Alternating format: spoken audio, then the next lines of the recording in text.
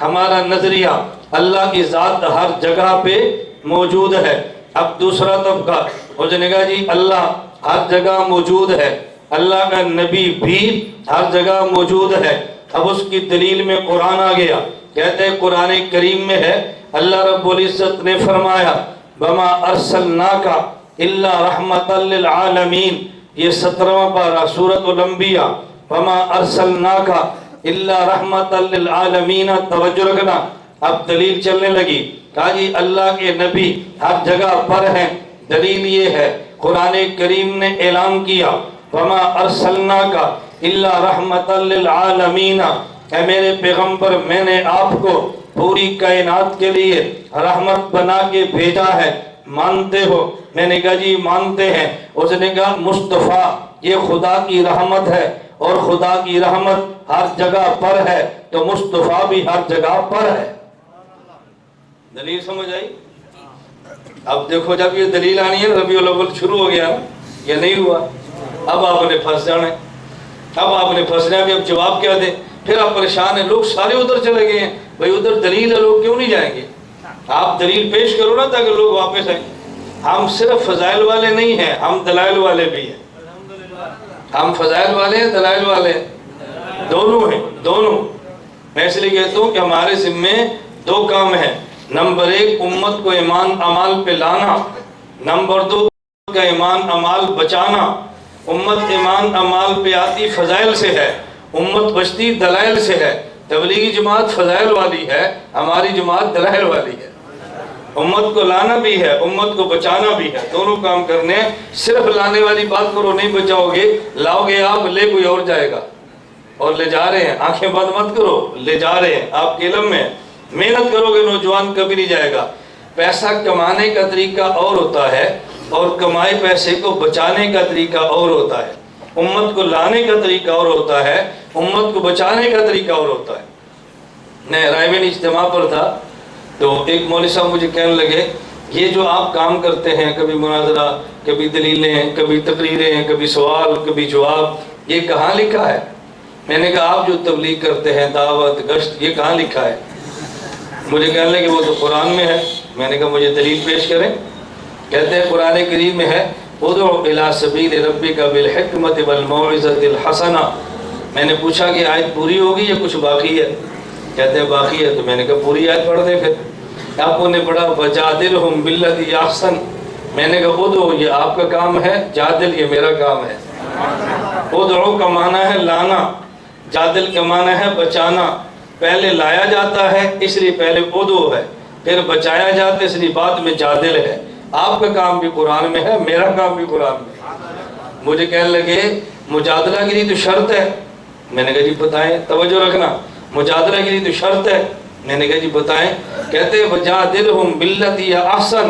میں نے کہا ایک شرط ہے؟ کہتے جی ہاں۔ تو میں نے کہا دعوت کے لیے دو شرطیں، ادعو الی سبیل ربک بالحکمت والموعظۃ الحسنہ۔ میں نے کہا آپ کے کام کے لیے دو شرطیں ہیں، میرے کام کے لیے ایک شرط ہے۔ اس شرط پر اعتراض ہوتا ہے کہ ابھی ان دو شرطوں پر بھی غور کی ہے؟ ہم لڑنے والے نہیں ہیں، ہم امت میں جوڑ پیدا کرنے والے۔ جوڑ پیدا کرنا ہے کہ توڑ پیدا کرنا ہے؟ میں دبئی میں تھا تو میرا میزبان تبلیغی جماعت کا تھا، چونکہ ہم تبلیغ والے ہیں، تبلیغ کا میزبان تھا۔ مجھے کہنے لگا کہ مولانا صاحب یہ دیوبندی اکٹھے نہیں ہو سکتے؟ میں نے کہا نہیں۔ مجھے کہتے کیوں؟ میں نے کہا آپ نہیں چاہتے۔ مجھے کہتے ہم نہیں چاہتے۔ میں نے کہا آپ نہیں چاہتے۔ مجھے کہتے وہ کیسے؟ میں نے کہا جب رائے ہو تو جمعیت والے وہاں جائیں اور جب الیکشن ہو آپ ووٹ ہمیں دو، اکٹھے ہو جائیں گے۔ ہم رائے جاتے ہیں، تم ہمیں ووٹ نہیں دیتے تو اکٹھے کیسے ہو؟ بتاؤ، اکٹھا ہونا ہے یا الگ الگ چلنا ہے؟ امت کو جوڑنا ہے یا توڑنا ہے؟ تو جوڑ گیا جب رائمنڈ ہوئے ہم بستر اٹھا لیں، اور جب اسلام زندہ باد ہو پھر آپ جمعیت کا پرچم اٹھا لیں۔ اکٹھے ہو جائیں گے یا الگ ہوں گے؟ تو ہم نے امت کو جوڑنا ہے۔ میں نے کہا ہم بستر اٹھا لیتے ہیں، تم پرچم نہیں اٹھاتے۔ جس نے تم نے پرچم اٹھانا شروع کر دیا پھر ایک اتحاد ہو جائے گا۔ امت کو جوڑنا ہے کہ توڑنا ہے؟ میں نے کہا آپ پتا کون توڑتا ہے؟ میں تو تبلیغ والا ہوں نا، میں تو بات کر سکتا ہوں۔ میں تو تبلیغ والا بھی ہوں، جمعیت والا بھی ہوں، میں نے وقت بھی لگایا ہے، میں نے جمعیت کا فارم بھی پر کیا ہے۔ ہم تو اکٹھا چلتے ہیں، ہم تو نہیں توڑتے پھر۔ ہم نے امت کو جوڑنا ہے، توڑنا نہیں ہے۔ تو میں نے کہا آپ کہہ رہے تھے کہ امت جڑ سکتی ہے کہ نہیں، آپ بتاؤ کیسے جڑے گی؟ جب رائے بیٹھو تو ہم سارے بستر اٹھائیں، اور جب اسلام زندہ باد کانفرنس ہو پھر بتاؤ امت جڑ جائے گی نا؟ آپ بتاؤ جوڑنا ہے یا توڑنا ہے؟ اب ہم دیکھتے ہیں کہ کون جوڑتا ہے اور کون توڑتا ہے۔ یہ تو پتہ چلے بھئی توڑتا کون ہے، یہ پتہ چلے جوڑتا کون ہے۔ سارے کہتے ہیں جڑنا چاہیے جوڑنا چاہیے، ہم جوڑ رکھیں گے انشاءاللہ ثم انشاءاللہ، اللہ نے توفیق عطا فرمائی تو ہم امت کو جوڑیں گے انشاءاللہ۔ امت سے مراد یہ امت اجابت ہے، امت دعوت جو ان کو کون جوڑ سکتا ہے؟ بھائی ایمان کو ساتھ کوئی نہیں ملا سکتا، ایمان والوں کو ساتھ رکھتے ہیں۔ دلیل سمجھیں، ایک طبقے نے کہا جی اللہ کا نبی ہر جگہ پر ہے، دلیل وما ارسلناک الا رحمتا للعالمین، اللہ نے نبی مصطفیٰ کو رحمت بنا کے بھیجا، رحمت ہر جگہ پہ، مصطفیٰ ہر جگہ پہ، کہتے ہیں قرآن سے ثابت ہوا نبی ہر جگہ پہ۔ یہ بات میں علماء کے لیے کہتا ہوں، عوام کے لیے، عوام کو سمجھ نہیں آنی، یہ منطق کی شکل رابع ہے، یہ منطق کی، عوام نہیں سمجھے گی، یہ مدرس سمجھیں گے، یہ منطق کی شکل رابع ہے۔ مصطفیٰ رحمت خدا، مصطفیٰ رحمت خدا، اور رحمت خدا ہر جگہ پر، تو مصطفیٰ ہر جگہ پر، شکل رابع میں یہی ہوتا ہے نا، میں مولویوں سے کہہ رہا ہوں، شکل رابع میں یہی ہوتا ہے کہ صغرا میں معمول، کبرا میں موضوع، حد اوسط گرا دو نتیجہ نکل آئے گا۔ اب دیکھو سر نتیجہ نکال کے دے دیا۔ وہ کہنے لگے کہ قرآن کریم میں ہے نبی خدا کی رحمت، رحمت ہر جگہ پہ، تو نبی ہر جگہ پہ۔ میں نے کہا تمہاری دلیل کو مان لیا جائے، توجہ رکھنا، تمہاری دلیل کو مان لیا جائے تو پھر میں ایک بات کہوں گا، مجھے بتاؤ کہ سورج کہاں پر ہے؟ کہتا جی آسمان پر ہے۔ میں نے کہا نہیں، سورج ہر جگہ پر ہے۔ کہا جی نہیں، آسمان پر ہے۔ میں نے کہا ہر جگہ پر ہے۔ مجھے کہتے دلیل، میں نے کہا قرآن میں ہے، سورہ یونس میں اللہ فرماتے ہیں سورج کے بارے میں، اللہ رب العزت نے فرمایا وَهُوَ الَّذِي جَعَلَ الشَّمْسَ ضِيَاءً، خدا وہ ذات ہے جس نے سورج کو روشنی بنایا۔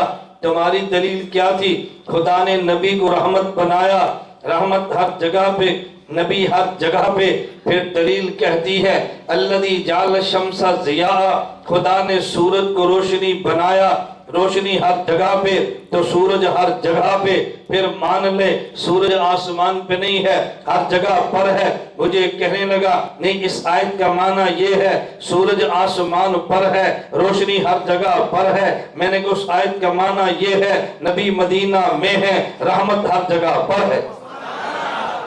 سورج آسمان پر ہے، اس کی روشنی ہر جگہ پر ہے، نبی مدینہ میں ہے، نبی کا فیض ہر جگہ پر ہے۔ اگر اس آیت کا معنی یہ ہے تو پھر اس آیت کا معنی بھی یہ ہے۔ اور دلیل جی حدیث پاک میں بھی ہے، اس سے پتہ چلا نبی ہر جگہ پر ہیں۔ میں نے کہا دلیل پیش کی دی ہے، جی بخاری شریف میں روایت موجود ہے، توجہ رکھنا، صحیح بخاری میں ہے، امام بخاری نے باب قائم کیا ہے، باب ان المیت یسبو خفق النعال۔ امام بخاری بعض میں قرع النعال، یہ روایت امام بخاری پیش کرتے ہیں۔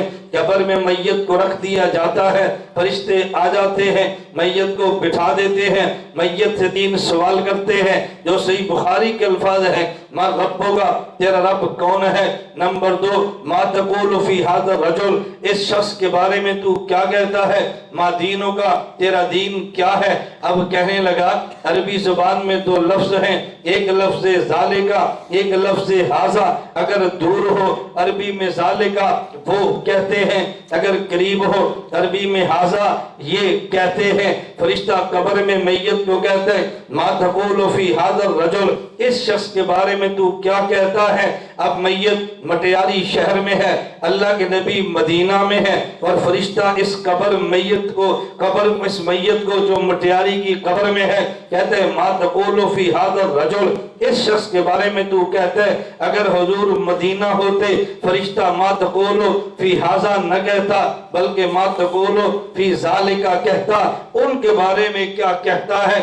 ذالکا نہیں، وہ ھذا کہتے ہیں۔ ان کے بارے میں کیا کہتے ہیں؟ پتہ چلا کہ نبی قبر میں ہوتے ہیں، اور 1 سیکنڈ میں ایک نہیں لاکھوں اموات ہوتی ہیں، دنیا کے کونے کونے میں قبر بندی بنتی ہے، ہر قبر میں فرشتہ آتا ہے، یہی سوال کرتا ہے ما تقول فی ھذا ما تقول فی ھذا ما تقول فی ھذا۔ پتہ چلا نبی ہر قبر میں ہے تو حضور ہر جگہ پہ ہوئے نا۔ میں نے کہا بات توجہ سے سمجھنا، تیری دلیل بنتی نہیں۔ مجھے کہتے کیوں؟ میں نے کہا تیری دلیل کی بنیاد یہ ہے اگر قریب ہو تو ھذا کہتے ہیں، یہ اگر دور ہو تو ذالکا کہتے ہیں۔ ذالک معنی وہ اللہ کے نبی اگر مدینہ میں ہوتے فرشتہ ما تقولو فی ھذا نہیں فی ذالکا کہتا، فی ھذا کہنا اس بات کی دلیل ہے نبی قبر میں ہے۔ میں نے کہا میں قرآن کریم پڑھنے لگا ہوں، قرآن کریم میں ہے ابراہیم علیہ السلام کی ابراہیم علیہ السلام کی قوم امت یہ پوجا